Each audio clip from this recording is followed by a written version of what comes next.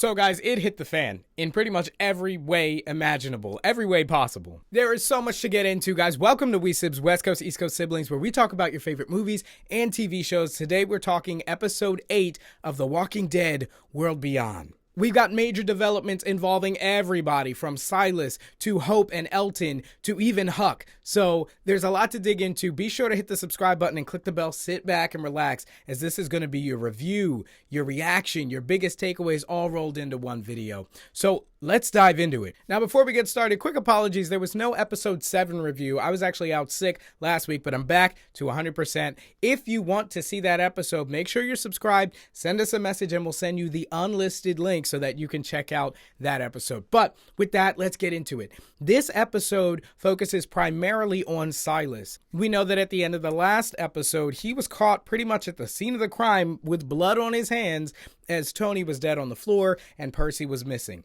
Now, the group goes off to search for Percy and they follow his trail of blood, which ends at a river. I think it's pretty safe to assume that Percy is alive, but we don't need to deal with that for now. So they tie Silas up as they deliberate and discuss what they're going to do and really what they even think. Everybody seems to think that Silas killed Tony and possibly Percy as well, with Elton being the only one really sticking up for him. Even Iris, who was really his closest friend in the group, I'd say, and maybe even more than that, well, until Percy showed up, she was even on the fence. She never really put her foot down one way or the other. So then the episode continues with a series of flashbacks as we are in Silas's mind and we get to find out piece by piece how he got his reputation. Turns out he was in an abusive relationship, he and his mother, with his father being the abuser. And I guess one day they had gotten into a fight. I think I remember him calling him a pig or something. Maybe he had an eating disorder or something like that. Anyway, Silas finally stands up for himself, ends up beating his dad pretty close to death. In fact, yes, to death, because he goes upstairs and then later dies, or he might have actually died on the floor and then Walker walked upstairs. But anyway, he turns into a walker and then his mother wasn't home. So then when his mother gets home, the walker attacks her and Silas, finishes the job and kills the walker.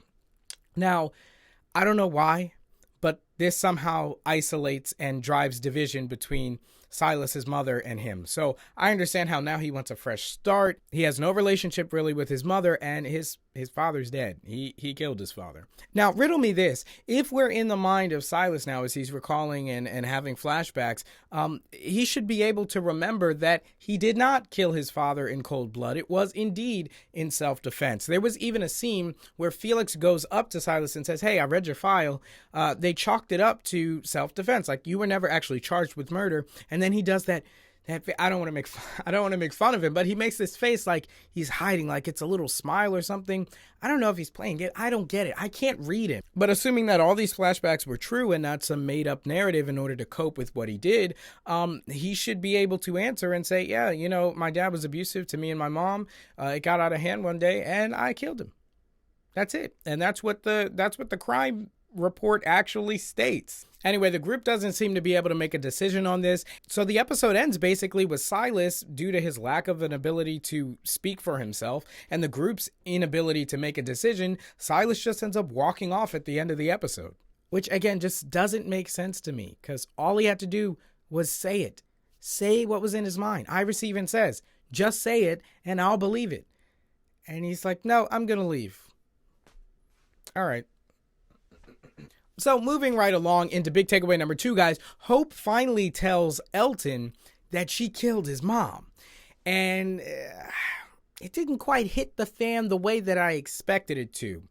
Now, Hope had been driven to this point by several different actions that happened in the episode. 2 of the main ones were Iris talking about not wanting someone to live a lie. And then when Silas wanders off, he just goes off and leaves the group. Elton says, look, he thinks nobody's on his side and I can't have him living a lie. And that's what finally pushes Hope to be like, yo, dude, I killed your mom. Here's her bracelet. I think she could have done that in a better way. Now, this was a moment they had been building up to pretty much since episode 1 of this season. We're in episode 8 now. And instead of showing the moment, they just cut to him walking off to find Silas. By the way, how does he even know where Silas is going?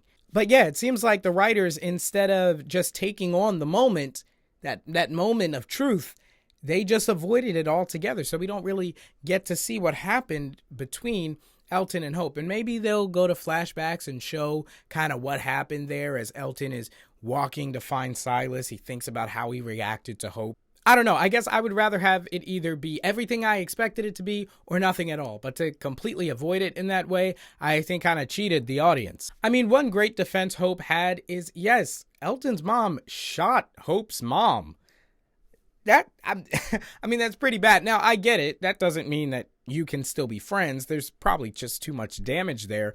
But, I mean, Hope has a good point. It's not like Hope just ran up, found a gun, found Elton's mom, and was some kind of cold-blooded killer.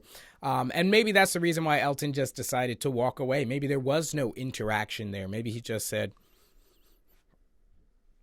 all right, and he was leaving anyway. He had made the decision to go off and leave anyway. So Hope doesn't have to feel like Elton left because of her telling the truth. So I think that's important for her. With that, I want to move into big takeaway number 3, guys. Huck is working for the Civic Republic. Now, to be honest, I thought that was a little weird when she just wandered off for 2 days doing some scouting. It just didn't make sense. And then I thought that in the following episodes, Huck would get herself into trouble and there'd be like a rescue mission. And during that mission, we would find out a little bit more about Huck and her backstory. Now, we do find that out in the previous episode, episode 7, but there was never anything that was ever made of her just disappearing for 2 days. Well, now we find out that she's been reporting on the group's whereabouts to the Civic Republic, which means that Elizabeth Kublek, she is aware of everything. She's aware that there are survivors from the attack on Campus Colony that destroyed the entire thing. She's aware that it's Hope and Iris, who she's already met, and she knows they're the daughters of the scientists. She knows that they have access to official Civic Republic maps and can find the refueling stations and all the locations. And wait for it, guys, here's the biggest implication of all this. This now implicates Huck as the number 1 suspect, I would think, in the murder of Tony and possibly Percy. These two had knowledge of the Civic Republic. They had trucks, right? They had maps. They're the source of all this stuff. What do we know about murder cases, right? There always has to be motive. Silas had barely any motive. I mean, I get the thing between Iris and Percy, but no motive to kill Tony, really. And don't forget, Huck is an ex-Marine, so she would have had little to no trouble at all killing both of them or severely injuring Percy as he, kind of ran off. So keep an eye out for that, guys. The ultimate betrayal of the group by Huck. Eventually, she's going to show that she was with the Civic Republic the entire time. It's going to come out. So I guess as they ended one thing they were building up to, which was the Elton Hope thing. Now we're waiting for this big secret to be revealed. So we'll have to keep an eye out for it. Let me know what your predictions are down in the comments below. And guys, that's going to do it for the biggest takeaways, review, reaction, all of it for episode 8 of The Walking Dead World Beyond. Again, let me know what your thoughts are down in the comments below. Be sure to hit the subscribe button and hit the like button. Thumbs up this video if you're liking the video. Click the bell so that you don't miss a single episode as we cover a whole bunch of your favorite movies and TV shows. Also, for those of you who follow our sister channel, the La Quente Ledger, I've also been out for the same reasons, but I will be back with a brand new video talking about the brand new Apple Mac Mini. So go over there and hit the subscribe button and click the bell as well so that you don't miss any episodes. Thank you guys so much for watching as always, and I'll see you in the next one. Peace!